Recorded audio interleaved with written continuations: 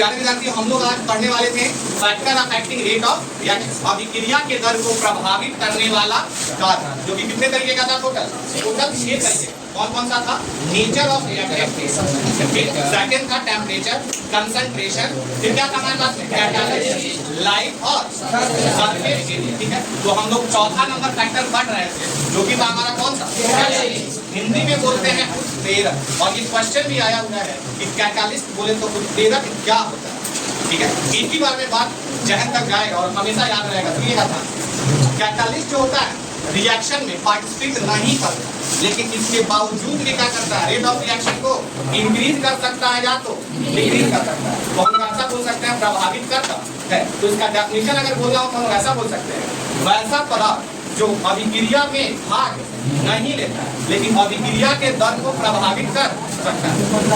अब ध्यान से देखना, अभी फिलहाल कैटालिस्ट हमको पढ़ना है 2 तरीके, लेकिन होता बहुत सारा तरीके का है, लेकिन अभी फिलहाल पढ़ना है 2 तरीके। एक होता है धनात्मक और एक होता है एक पॉजिटिव और एक नेगेटिव। पॉजिटिव वाला जो है वो रेट ऑफ रिएक्शन को बढ़ाता है, जबकि नेगेटिव वाला जो है वो रेट ऑफ रिएक्शन घटाता है।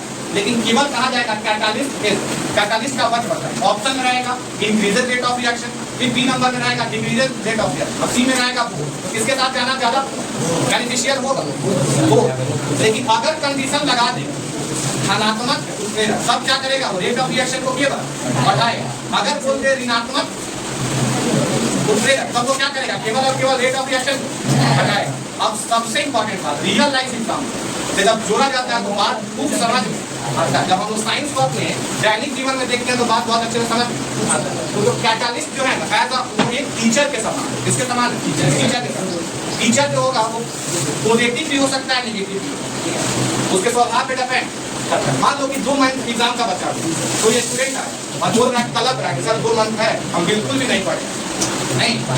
तो वो टीचर पे डिपेंड करता है। मान लो कि अगर कोई टीचर है तो 2 मंथ है तो बोल देगा सीधा बच्चा से ऐसा, 2 मंथ का तुम क्या ही करो, साल भर तुम 2 मंथ है तो बोल देगा सीधा बच्चा से ऐसा, 2 मंथ का तुम क्या ही करो, साल भर का सिलेबस है, अब 2 मंथ ही तुम्हारा बचा हुआ है। अब तुमको फेल होने से दुनिया का कोई ताकत नहीं रोक सकता है। घर से बैठ के अब मनाओ कि तुम फेल हो जाओ।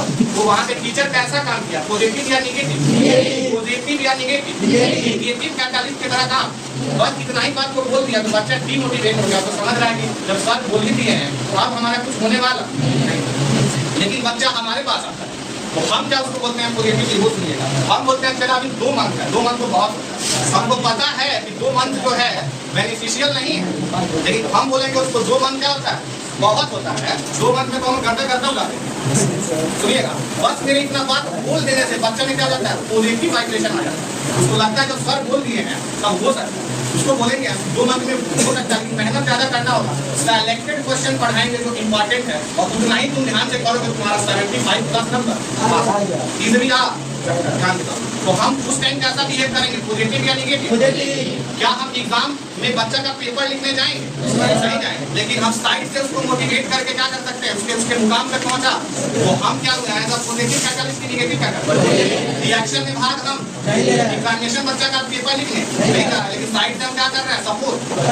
हम बच्चा का जो मार्क्स है उसको इंक्रीज करने में क्या कर रहे हैं? हेल्प। एक और रियल लाइफ एग्जाम्पल बहुत ही शानदार, पट्टीदार नहीं। जब देखिएगा 2 आदमी में झगड़ा होता है तो दोनों आदमी ने क्या करेगा? झगड़ा लगाएगा, ही का काम करेगा, जाकर के कहेगा सामने वाले से आपको ऐसा नहीं करना है, तो आपको उनके साथ आप किए हैं बिल्कुल सही किया, उसी लायक है वो, आपके साथ गलत काम किया, आपको छोड़िएगा नहीं, एकदम उसको छोड़ना नहीं। वो चाहेगा कि आप जा करके उसको क्या कीजिए? मारे, मारपीट हो, केस मुकदमा और आप केस वगैरह में फंस जाए। वो झगड़ा में कभी भी भाग नहीं देगा, लेकिन साइड से सारा किया धारा उसी का होगा। तो वो भी क्या हो गया? पट्टीदार में क्या हो गया? एक तरह से देखा जाए तो क्या डायरेक्ट इन्वॉल्व नहीं, लेकिन सारा करा धारा उसी का। तो ये रियल एकदम समझ सकते हैं कि कैटालिस्ट क्या होता है। ठीक है, बात समझ में आया? एक बार जोरदार ताली बजाइए।